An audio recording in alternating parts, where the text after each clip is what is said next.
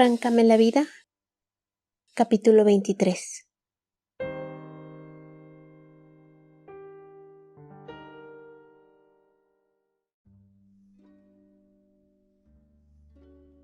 Sin decidirlo me volví distinta. Le pedí a Andrés un Ferrari como el de Lilia. Me lo dio. Quise que me depositara dinero en una cuenta personal de cheques, suficiente dinero para mis cosas, las de los niños y las de la casa. Mandé abrir una puerta entre nuestra recámara y la de junto y me cambié pretextando que necesitaba espacio. A veces dormía con la puerta cerrada. Andrés nunca me pidió que la abriera. Cuando estaba despierta, él iba a dormir a mi cama. Con el tiempo, hasta parecíamos amigos otra vez. Aprendí a mirarlo como si fuera un extraño. Estudié su manera de hablar, las cosas que hacía, el modo en que iba resolviéndolas. Entonces dejó de parecerme impredecible y arbitrario. Casi podía yo saber qué decidiría en qué asuntos, a quién mandaría qué negocio, cómo le contestaría a tal secretario, qué diría en el discurso de tal fecha. Dormía con Quijano muchas veces. Él se cambió a su casa con 2 entradas, 2 fachadas, 2 jardines al frente. Uno daba a una calle y otra a la de atrás. Él entraba por un lado y yo por el opuesto. Los dos llegábamos exactamente en el mismo tiempo al mismo cuarto lleno de sol y plantas. Quijano era un solemne. Intentaba describir lo que dio en llamar lo nuestro, y hacía unos discursos con los que parecía ensayar el guión de su próxima película. Hablaba de mi frescura, de mi espontaneidad y de mi gracia. Oyéndolo me iba quedando dormida y descansaba de todo hasta horas después. Andrés compró una casa en Acapulco, a la que no iba nunca porque el mar le parecía una pérdida de tiempo. Yo me la apropié. Íbamos ahí muchos fines de semana. Invitaba a otros amigos para disimular. Llevaba a los niños. Iba Lilia cuando quería descansar de Milito. Por supuesto venía Marcela y Octavio. Para todos era más o menos obvia mi relación con Quijano, hasta para Verania, que nunca le dijo nada a su padre, pero que se dedicó a patear las espinillas de Alonso y a soplarle a Checo intrigas cada vez que podía. La casa quedaba entre Caleta y Caletilla. La rodeaba el mar y las tardes ahí se iban como un sueño. Hubiera podido pasarlas todas sentadas en la terraza, mirando al infinito como vieja empeñada en los recuerdos. El mar era Carlos Vives, desde que nos escapamos 3 días a una playa desierta en Cozumel. Lo miraba tratando de recuperar algo. ¿Qué sería lo mejor? ¿Tanto tuvimos? ¿Por qué no la muerte? Me preguntaba, si hasta los días que pasamos en el mar resultó inevitable jugar con ella. Me voy a morir de amor, dije riendo una tarde que caminábamos mojando los pies en el agua tibia. En mi miedo de siempre, la muerte era yo y hasta me parecía romántico dejarlo con la ausencia, inventando mis cualidades, sintiendo un hueco en el cuerpo, buscándome en las cosas que tuvimos juntos. Muchas veces imaginé a Carlos llorándome, matando a Andrés enloquecido, nunca muerto. Horas pasaba en Acapulco mirando el mar, con la mano de Alonso sobre una de mis piernas y recordando a Vives. Nadie se muere de amor, Catalina, ni aunque quisiéramos, había dicho. Me hubiera quedado a vivir ahí si para poseer ese lugar no hubiera sido necesario regresar a México a ganárselo oyendo las rabietas de Andrés contra su compadre, los planes para ser presidente que se le frustraban cada 3 mañanas, los discursos de héroe de la patria que cada tiempo le pedían en Puebla. Además estaba Fito con sus frecuentes llamadas para pedir mi presencia en lugares extraños. Un día tuve que acompañarlo a poner la primera piedra de lo que sería el monumento a la madre. Eché un discurso sobre el inmenso regocijo de ser madre y cosas por el estilo. Después me invitó a comer a Los Pinos. Chofi, que alegó jaqueca y se libró del sol y los apretujones de la inauguración, me preguntó qué me había parecido el discurso de Fito. En lugar de responder que muy acertado y callarme la boca, tuve la nefasta ocurrencia de disertar sobre las incomodidades, lastres y obligaciones espeluznantes de la maternidad. Quedé como una arpía. Resultaba entonces que mi amor por los hijos de Andrés era un invento, que cómo podría decirse que los quería si ni siquiera me daba orgullo ser madre de los que parí. No me disculpé, ni alegué a mi favor ni me importó parecerles una bruja. Había detestado alguna vez ser madre de mis hijos y de los ajenos, y estaba en mi derecho a decirlo. Nos despedimos al terminar el café, y por un tiempo no me invitaron ni supe de ellos. Jofi me llamó cuando la muerte de doña Carmen Robero Rubio, la esposa de Porfirio Díaz, para preguntar si yo iría al entierro y lamentar que su marido se lo hubiera prohibido. A ella le pareció siempre que la pobre Carmelita era una víctima. Ese día sí le di por su lado. Tienes razón, pobre Carmelita, dije. Pero ¿dónde estaríamos tú y yo si la injusticia no hubiera caído sobre ella de manera tan infame? Colgó con la certidumbre de que su marido había hecho muy bien prohibiéndole ir al entierro. En cambio Alonso sí acompañó el duelo. Hacía cosas extrañas. Nunca supe qué tenía en la cabeza. Lo mismo iba al entierro de Carmelita Romero Rubio, que celebraba toda una noche la liberación de París. O pasaba semanas junto a los antropólogos que descubrieron unas esculturas toltecas en el centro de la ciudad. Alegaba que todo cabía en el cine. Andrés por esos días anduvo metido en un montón de líos. A su amigo, el secretario de Economía, un periodista lo acusó de complicidad con los acaparadores y el enriquecimiento, mientras el pueblo padecía de la escasez. El periodista era amigo de Fito y mi marido consideró que el artículo era idea de su compadre y estaba dirigido contra él. Intenté convencerlo de que era medio complicada su teoría, pero estaba tan seguro que ni me oyó. A los pocos días, la CTM hizo desfilar 80,000 personas en protesta contra la carestía, culpando también al amigo de Andrés. Para completar la iniciativa privada, exigió que se eliminaran las facultades de control que tenía la Secretaría de Economía Nacional. Andrés confirmó su tesis de que lo que Fito planeaba era renunciar a su amigo, entre otras cosas porque era su candidato. Esa vez ya no le alegué nada porque Fito firmó un decreto que eliminaba las facultades de la Secretaría para controlar la producción de cemento, varilla y quién sabe qué más cosas. Sin autoridad, el candidato de mi general prefirió renunciar. Andrés pasó días mentando madres contra Fito, contra la izquierda y contra Maldonado, el líder que él inventó para quitar a Cordera. Estaba tan furioso que no quería ir al informe del 1 de septiembre. Todavía esa mañana tuve que rogarle que se vistiera y que si tenía algo que pelear con Rodolfo lo peleara en privado.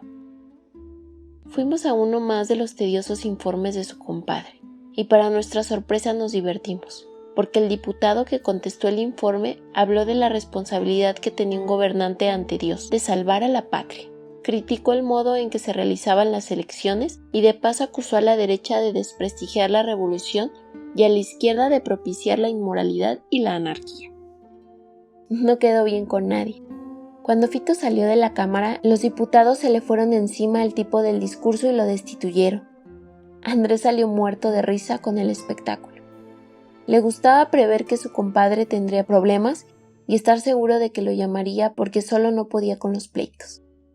Para eso lo había nombrado su asesor, para los pleitos. Pero esa vez Fito no quiso necesitarlo. Después de las felicitaciones en Palacio hubo una comida con todo el gabinete. Para su estupor, Andrés no tuvo lugar a la izquierda de su compadre. La tarjeta con su nombre estaba en una orilla de la mesa, al final de la hilera de ministros. No como siempre, antes que ninguno. A la derecha de Fito quedó el viejo general secretario de la Defensa y a su izquierda Martín Cienfuegos. Andrés lo odió como nunca lamentó haberlo ayudado cuando era solo un abogadito tramposo, como nunca enfureció contra su madre que, al conocerlo, se encantó con él y lo quiso como a un hijo adoptivo.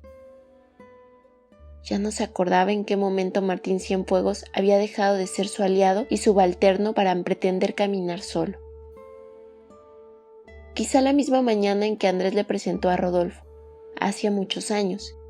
Quizá solo hasta que, siendo gobernador de Tabasco, fue el primero en manifestarle su apoyo al general Campos para de ahí convertirse en jefe de su campaña, y todas esas cosas que Andrés recordaba, interrumpiendo siempre para llamarlo oportunista de mierda.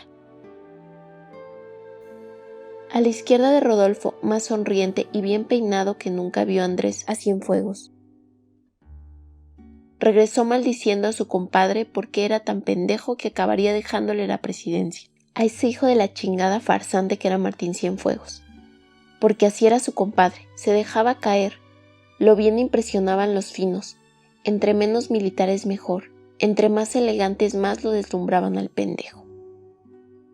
Llegó a la casa y empezó a beber y a despotricar, todavía esperando que Fito lo llamara, pero Fito no lo llamó. A los pocos días logró que el líder de la Cámara revocara los acuerdos del día primero y restituyera en la presidencia al que contestó su informe. Andrés no se aguantó las ganas de ir a verlo. Volvió de Los Pinos vomitando verde y con un dolor de cabeza que lo hacía gritar. No soportaba ni la luz. Se encerró en un cuarto de penumbras a repetirse una y otra vez los elogios que el gordo había hecho de la intervención de Cienfuegos en la solución del conflicto. Lo que más rabia le daba era que su compadre le hubiera dicho que no lo había consultado a él para no molestarlo. No quería creer que Fito pudiera sobrevivir sin sus consejos y su ayuda. No lo podía creer, aunque cada día las cosas estuvieran más claras y más asuntos se arreglaran o descompusieran sin que nadie lo llamara, ni siquiera para pedir sus opiniones.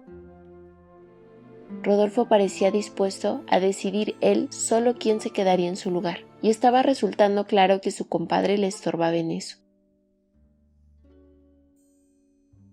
Con nada perdía Andrés el dolor de cabeza que se le encajó en esa última visita a Los Pinos. Un día le ofrecí el té de Carmela. Lo bebió remilgando contra las supersticiones de los campesinos, y cuando el dolor se le convirtió en ganas de ir a la calle y enfrentarse a Rodolfo, se quedó mirando la taza vacía. Estoy seguro de que es una casualidad. ¿Pero en qué sobra tomarlo?, dijo. En nada, contesté sirviéndome una taza. Era un líquido verde oscuro que sabía a hierbabuena y epazote. Después de tomarlo, salí a cenar con Alonso y estuve con él hasta la madrugada. Me reí mucho y en ningún momento tuve sueño. A mí también me sentó el té de Carmela, pero a la mañana siguiente no lo tomé. Andrés sí quiso más. Esa mañana y muchas otras hasta que llegó el día en que solo eso pudo desayunar. Despertaba mentando madres contra su compadrazgo y el tiempo que se dedicó a complacer al gordo Campos, y se estaba tirando en la cama rumiando la derrota del día anterior y planeando algo nuevo contra Martín Cienfuegos hasta que yo endulzara su té de hojas verdes. Un día, después de beberlo, le pidió a su ayudante los periódicos porque, según dijo, tenía un presentimiento. Algo ha de haber sabido desde antes, pero fingió sorprenderse al mostrarme lo que aparecía en todas las primeras planas. La Procuraduría General de la República, a cargo del licenciado Rocha, que era súbdito fiel de Cienfuegos, había desenterrado el caso de la desaparición y muerte del licenciado Maínez en Puebla. Según decía la información, a solicitud de su hija Magdalena, quien aseguraba que el autor del crimen era el entonces gobernador del estado, general Andrés Asensio. Todos los testigos que años antes se contentaron con ir a los Rosarios aparecían declarando cómo era el coche que secuestró al licenciado cerca del cine, cómo el tono de su voz pidiendo auxilio por la ventana, cuántos los casos que habían ganado litigando en contra de los intereses del gobernador. Magda contaba la mañana que nos encontramos en Cuernavaca, asegurando que había visto discutir a su padre con Andrés Asensio y los había interrogado sobre las causas. Su padre le había hablado del interés que el gobernador tenía por los terrenos del hotel y balneario de Agua Clara, y le había prohibido defender a los dueños del embargo. Decía Magda que el licenciado no solo rechazó la prohibición, sino que se negó a aceptar el 30% del costo de los terrenos que el gobernador le ofreció por perder el pleito. Entonces, concluía, fue cuando lo amenazó de muerte. Andrés se levantó gritando maldiciones y yo todavía estaba con los periódicos sobre las piernas cuando el ayudante entró con un citatorio de la Procuraduría. «Estos son más pendejos que cabrones», dijo Andrés, como si no le supiera yo ninguna. Se sirvió otra taza de té y fue a bañarse chiflando. Salió de la regadera eufórico y enrojecido. Por supuesto no se dirigió a la Procuraduría, sino a buscar a Fito. ¿Quién sabe qué hablaría? El resultado fue que al día siguiente los periódicos publicaron una entrevista con el Procurador General de Justicia en la que el tipo exoneraba a Andrés de cualquier cargo y se refería a él varias veces como el respetable jefe de asesores del señor presidente de la República. Menos Magdalena, a la que nadie volvió a preguntar nada. Todos los testigos declararon haberse equivocado en sus juicios, y a los pocos días aparecieron como culpables los miembros de una banda de criminales a sueldos, imposibilitados para declarar porque murieron en el tiroteo mantenido con la policía antes de ser atrapados. De todos modos, Andrés quedó lastimado y no volvió a ver al gordo. Pero tampoco tuvo necesidad de renunciar a su cargo. Compró una fábrica de cigarros y se propuso convertirla en la más importante del país. Volvió a decir a todas horas que el verdadero poder es el de los ricos y que él se iba a convertir en banquero para que le hicieran los mandados todos los cabrones que de ahí en adelante se fueran subiendo a la silla del águila, en la que sabiamente Zapata no había querido retratarse.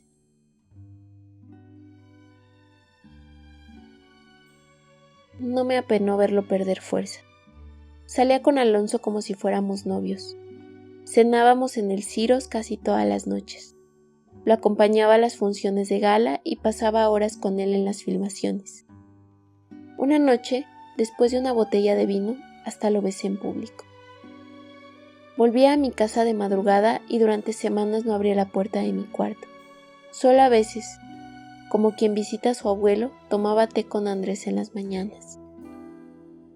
Todo diciembre lo pasé en Acapulco, sin ningún remordimiento. Los niños estaban de vacaciones. Su papá siempre había dicho que la Navidad era un invento para pendejos. ¿Por qué teníamos que pasarla juntos? Solo hasta unos días antes del Año Nuevo lo llamé para pedirle de dientes para afuera que lo pasara con nosotros. ¿Cuál no sería mi sorpresa cuando lo vi aparecer la mañana del 31? Había adelgazado como 10 kilos y envejecido como 10 años. Pero caminaba erguido y no perdía la sonrisa irónica que le era tan útil. Verania le gritó desde la terraza y bajó corriendo a besarlo. Llegaron con él Marta y Adriana con sus novios. Ya estaban en la casa Lilia con su aburrido esposo y Octavio con Marcela. Toda la familia del general. Por supuesto, Alonso estaba instalado conmigo. También eran mis invitados Mónica con sus hijos, La Palma y Julia Guzmán. En la noche debían llegar Vivi con Gómez Soto y Ellen Hayes con sus hijos. Octavio y Marcela habían invitado 3 parejas de amigos, y Lilia llevó a Georgina Letona, la exnovia de su marido, para ver si la casábamos con mi hermano Marcos, como si no supiera que Milito seguía cogiendo con ella, a lo mejor porque lo sabía. Total, éramos más de 50 para cenar. Creí que con todos esos no se notaría la presencia de Alonso, y fui tan dulce como pude con Andrés. Hasta me disculpé por haber llenado la casa de gente cuando él esperaba solo una reunión familiar. Pasamos la tarde en la terraza, bebiendo ginebra con agua de limón, mientras Alonso paseaba en la playa con Verania feliz y Checo empeñado en matar cangrejos. Andrés estuvo mucho rato callado y por fin dijo: Armillita lo cogió el toro de San Luis Potosí. A Briones en el toreo. ¿Dónde me agarrará a mí? Su voz era tan sombría que casi me apenó. Según él, una pitonisa le había dicho que cuando en la misma quincena de un año cayeran 2 toreros, no estaría lejos su muerte. Pues ya te salvaste porque se acabó este año, dije riendo. Como no te mueras hoy en la noche, de aquí a allá otra vez 2 toreros cogidos en la misma quincena nos entierras a todos. Todavía eres mi rayito de luz, contestó con una voz extraña. No supe si se estaba burlando o si la ginebra se le subía más rápido que antes. De todos modos me puse nerviosa y le di un beso.